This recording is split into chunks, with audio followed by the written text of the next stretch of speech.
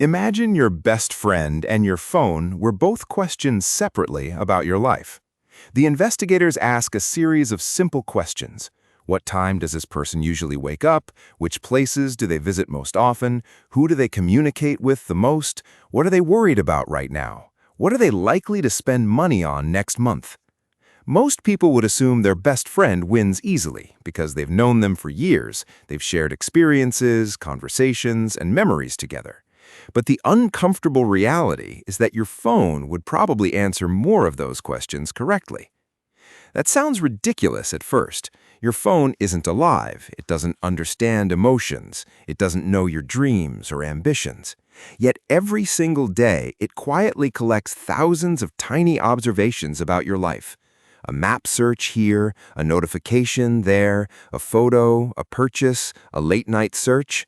None of these things seem important on their own, but when enough of them are collected together, something strange begins to emerge. Your phone starts building a version of you, not based on what you say, but based on what you actually do. And in some ways, that version can be more accurate than the one your closest friends carry in their heads.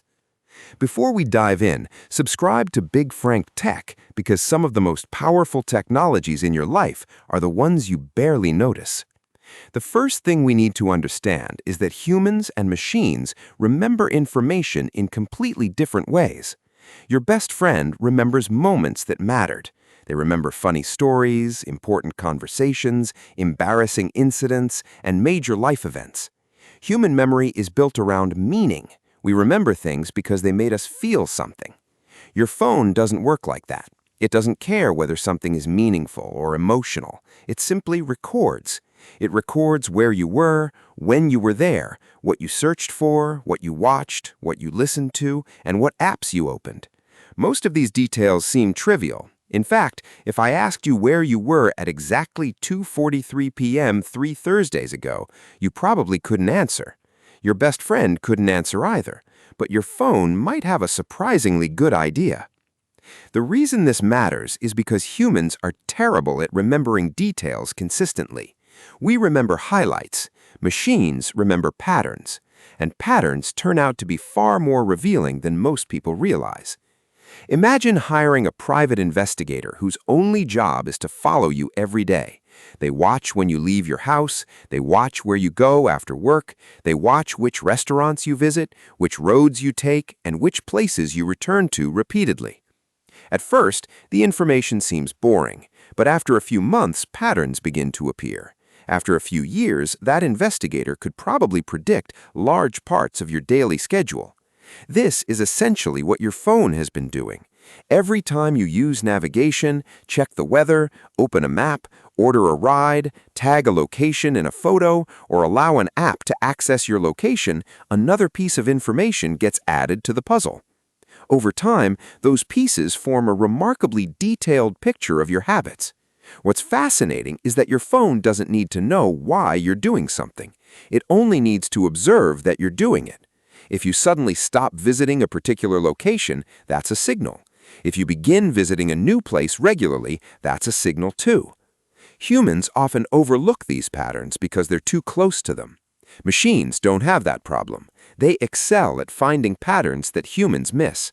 Location data is powerful, but it's not even the most revealing thing your phone collects.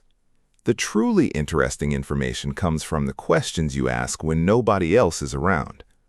Think about your search history for a moment. People search for things they would never casually mention to friends.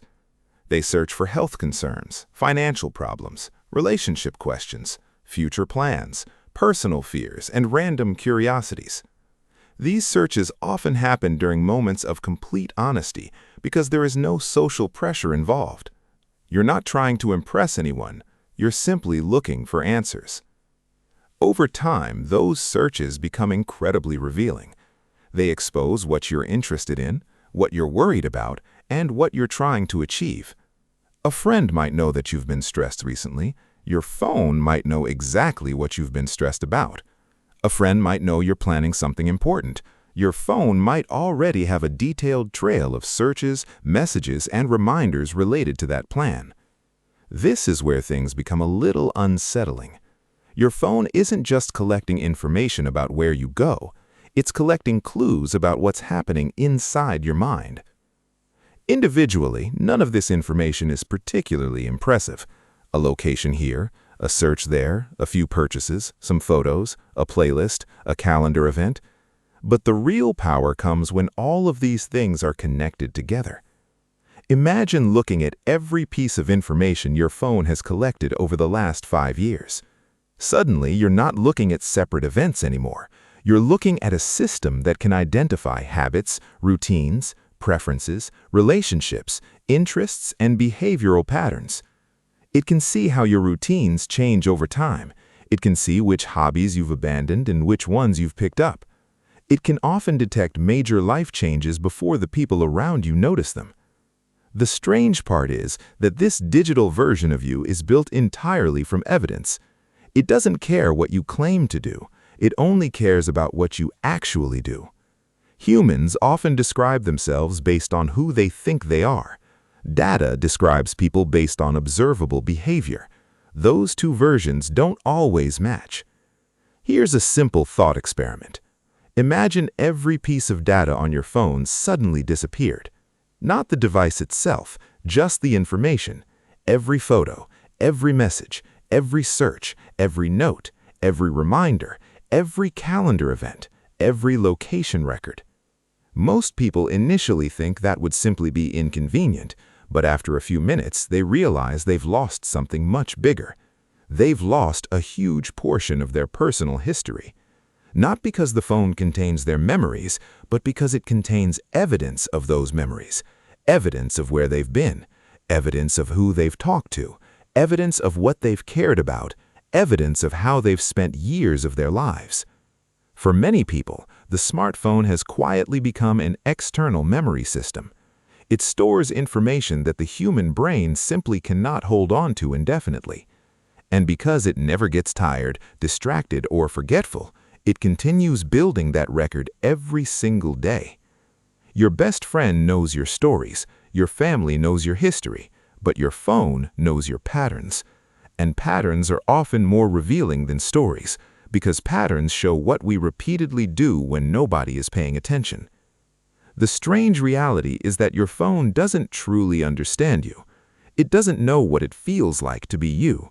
But through years of observation, it has collected enough information to build a surprisingly accurate model of your life.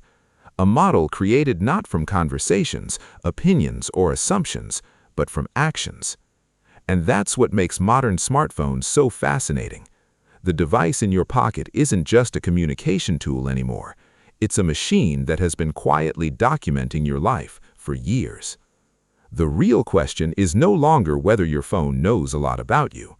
The real question is how much more it will know in the future.